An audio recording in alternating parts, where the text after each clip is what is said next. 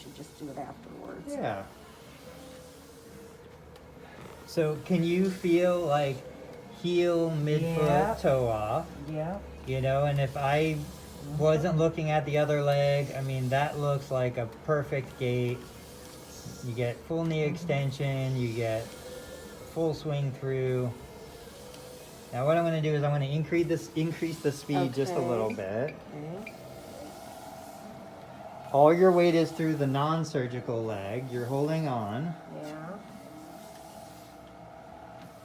Now what does that feel like?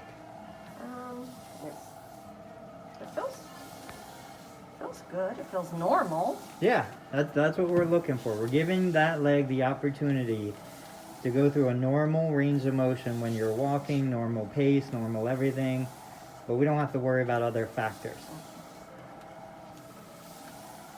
Why is it that leg feels like it's half a foot longer than the other leg? Well, all the sensation, all the proprioception is what we call it. It's just different. Your brain will get used to it, Okay. but it takes a couple months. Now, how much weight would you say you're putting through that leg? Quite a bit. Good. As I've gone on, it's like I'm pushing, and when I get to the ball of my foot, I'm pushing it back. Okay. And a lot of people do that on a treadmill. That's some of the reason why I don't use a treadmill a lot. Because people try to push the belt much. instead of letting the belt do the work, and Should you I just let kind of. the belt do the Well, work? what right I'll do now? is I'll bring it a little bit faster.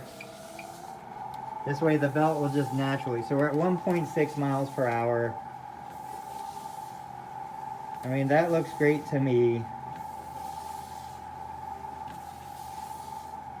I'm gonna say let's do about 3 minutes total, Okay. and then we'll move on to something else.